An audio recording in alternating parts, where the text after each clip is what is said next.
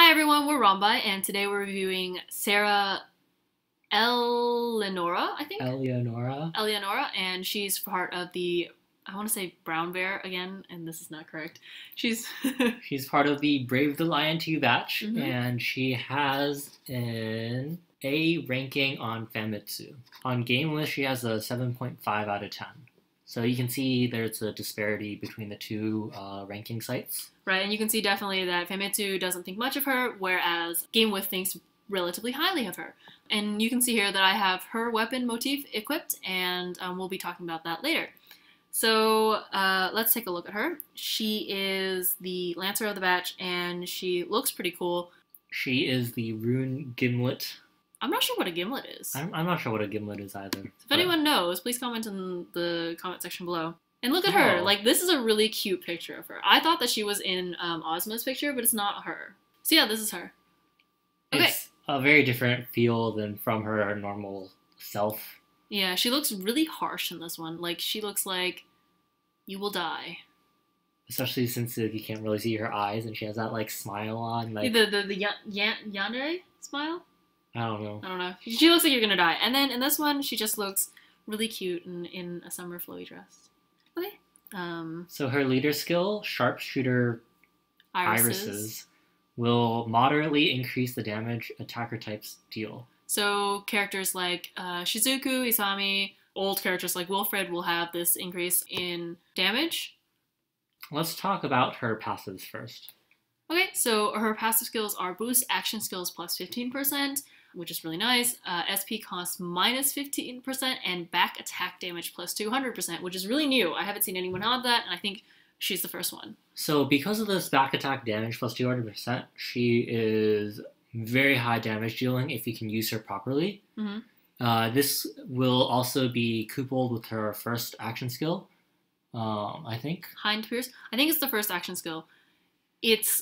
So her first action skill has an ability of stealth, so you can easily run around to the back of the enemy to attack their back. And activate the back attack damage plus 200%. What's also nice about this particular attack is because it's relatively cheap. It's at SP 17, which with the SP cost minus 15%, normally it's 20 SP, which is also still really cheap. It deals bolt damage, and it will increase your movement speed by 30% for 30 seconds, along with the stealth that we mentioned earlier. Right, and this is pretty good. Normally, I think movement speed ups are 50% for 20 seconds, so it's a little bit nicer in that you have a longer time and your movement speed up is only 30%, but that's pretty good anyway.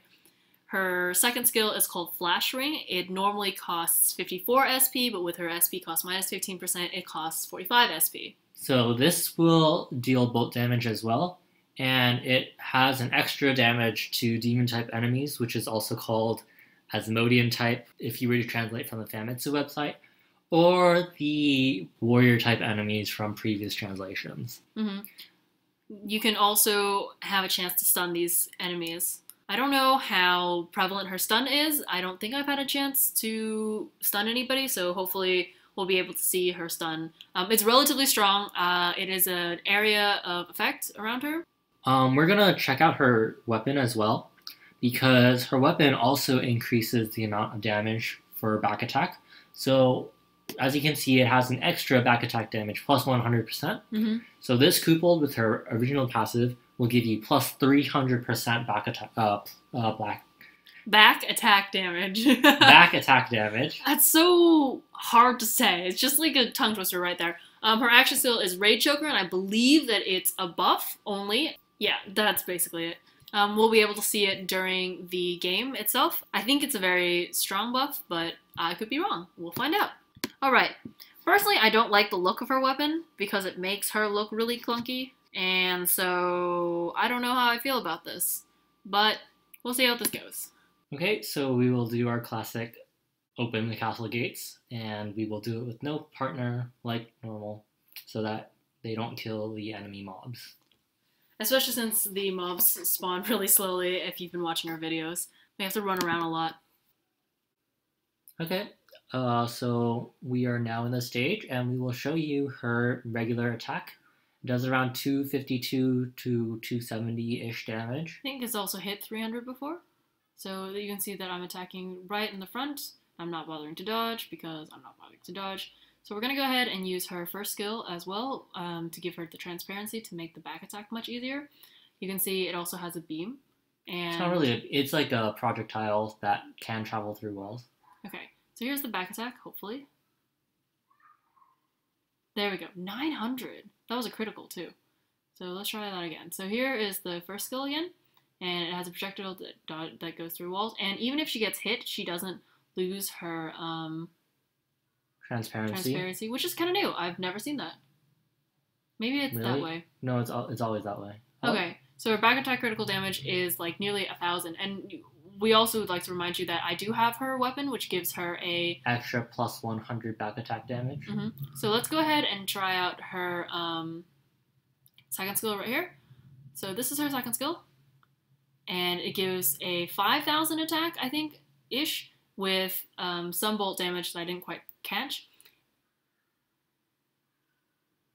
Let's see if any other monsters will spawn. Okay, so the other thing about her and her weapon is that her weapon buff is really pretty, first of all, and gives her this little aura right here. And what does it do? It will increase action skill damage by 50% for one action skill. And it will last for 30 seconds in case you're not going to be using an action skill during that time. Right, so if you saw, I hit, I think, 8,000 on one of the characters in comparison to the 5,000 critical that I did originally on the boss. This boss. So let's try this again without the skill, and I hit about 6,000 you saw. And now with the buff. Oh. Ran out of time. Ran out of time, but enough to kill it, I imagine. So earlier the buff hit about 7,000, which would be, whoa, 8,000, which would be 1.5. So her Raid Choker is pretty strong, is a very suited weapon for her, I would say, especially with a back attack damage plus 100%.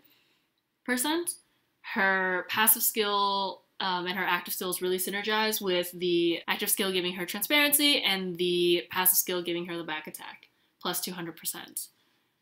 So yeah, that's Sarah. I don't use Lancers, and so this is a very difficult video for me to do.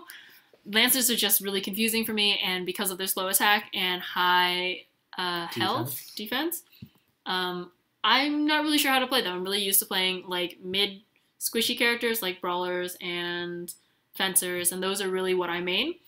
So you can do a lot of damage with her, but of course it will require a lot of technique, I guess, in order to properly utilize the back attack damage. I also imagine that with her Lancer charge that she would be more useful and easier to use at that time, but since we don't have Lancer charge right now, Lancers is still relatively difficult to use.